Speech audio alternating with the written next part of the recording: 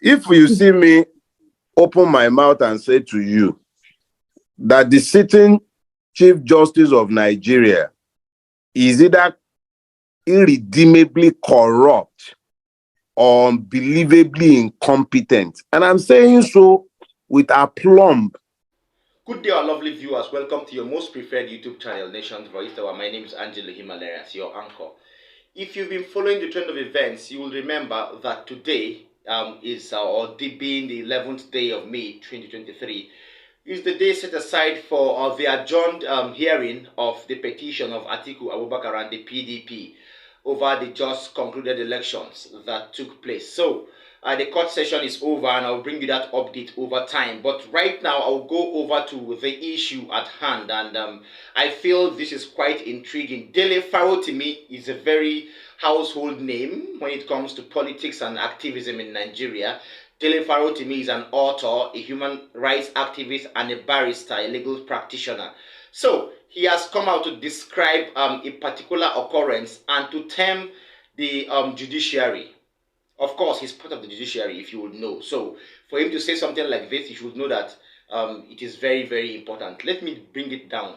I give you an update that I feel that the judiciary and the tribunal may be biased or corrupt, but I didn't have much evidence, but now I have one. Dele Farotimi has come out to call on the Chief Justice of the Federation, that is talking about Justice Kayode Ariwola.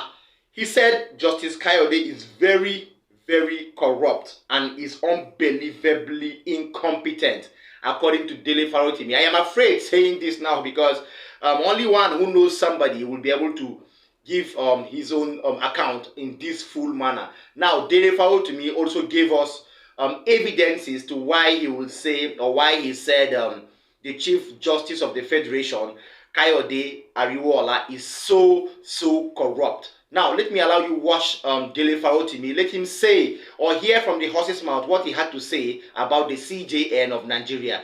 I am shocked. I feel like keeping my hands this way at the surprising information and revealing things that Dele Farotimi said on the CJN. You wouldn't believe hearing all these things I heard from Dele Farotimi. Let me allow you watch it from him yourself, so you will understand what I'm saying. You'll be shocked as well as I am. Stay tuned. If you see me open my mouth and say to you that the sitting Chief Justice of Nigeria is either irredeemably corrupt or unbelievably incompetent, and I'm saying so with aplomb, full chest, and I know say there no born any one of them to challenge what I am saying. It is because the evidence of what I am saying is right there in the record of the court itself. They can't ask me to bring the proof. The proof is in their own record. Ariwola is irredeemably corrupt or unbelievably incompetent. And I say so on the strength of the case of Gbadamosi Eletu versus Akinloye. Okay. A case where the rest was never before any of the courts, whether the High Court, the Court of Appeal, or even the Supreme Court itself. The rest was not before it. The proper parties were not before it. And the court, so motu, on the urgings of one of the wizards of Nigerian law, Afe Babalola, made a pronouncement on land that was not in front of it. So please, the Nigerian judiciary is magical. Welcome back. Don't forget to like our videos, share them to people in Nigeria and in diaspora. And if you are an incoming subscriber, tap the notification bell so you get an update anytime we drop one. And then don't forget to make our videos go viral. Watch till the end. Before I go further, about the video there, are you really shocked like me? I hope you are, because those information in that video are quite worth shocking every Nigerian. Now, what are the implications of this revelation by Dele Farotimi? The first one, I will tell you that there is a big implication of this on the present polity that has already been dented and tampered with. Why? Because there is an ongoing presidential elections petitions court or tribunal going on, and the head of this particular arm of government is no other than the CJN, Kayode Ariwola. Now, if Kayode Ariwola is being alleged to be so fraudulent, incompetent, and corrupt, that means our judiciary has been dented somewhere, and there will be an issue as regards to reclaiming the or the quest of reclaiming the mandate of the people by Peter Obi and whoever is involved. So, the implications of this particular speech from Dele Farotimi is for us to keep our hands crossed and put our fears or allay our fears to those involved, because these issues are what I'm being afraid of. The CJN being corrupt, that means everybody under him might be like him. Who knows?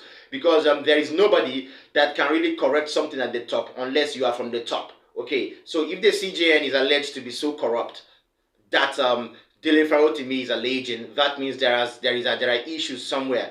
So Peter Obi may not reclaim his mandate after all if the CJN is corrupt. That means he would also influence other judges, especially those presiding over the petitions tribunal.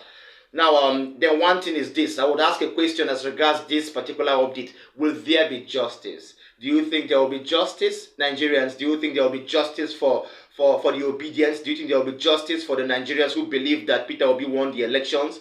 If the CJN is corrupt to this extent that all lawyers know that he is corrupt and know all corrupt cases that are alleged and accrued to him, this is so strange and sad, and as a result, I would urge all Nigerians to please walk around the clock to see how we could oust out bad government and stand for a kind of stable democracy and a very stable polity. That is that on that update on the issue of the petitions tribunal going on in the courts of appeal.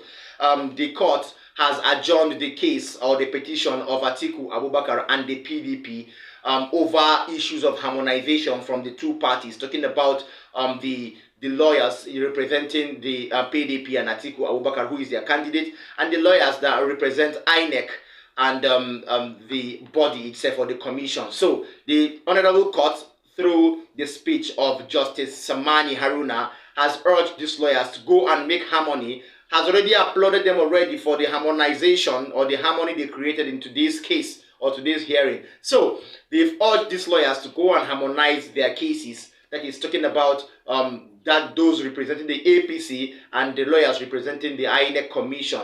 So if they harmonize their own hearing and their address, then come next week, the proceedings will continue. Of course, you would know that the proceedings have been postponed to the 20th of May 2023, as opposed to that of Peter Obi that was postponed to the 17th of May 2023. So it's left for us to still keep following up with these petition tribunal cases or proceedings.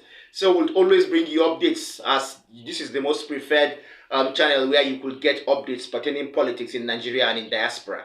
That is that on that update. Yesterday being the 17th of May 2023 at the appeal court, while the Presidential Elections Petitions Tribunal was going on, there was a big or a large number of Nigerians outside protesting, displaying placards and staging a very, very undoubted protest over the competence and confidence in Asiwaju and his subsequent emergence as the president-elect of the country. This group, unnamed although, has come out the second time after the first day of hearing being 8th of May 2023.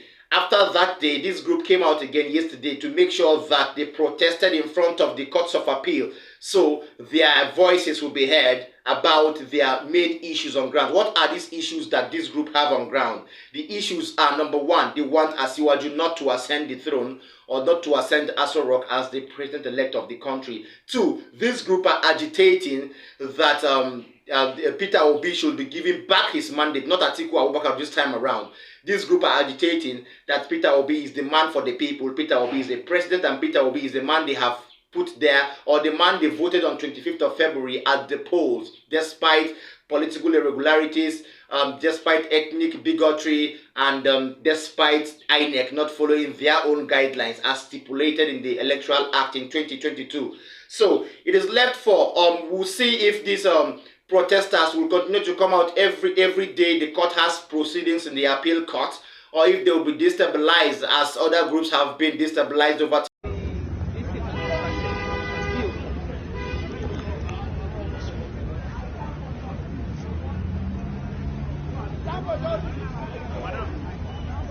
That is that. I hope you stay glued to Nation's Voice Tower as we continue to bring you more updates pertaining the political occurrences in Nigeria and the way the government is swaying Nigerians and its citizens. Thanks for joining us. See you in my next video. Bye.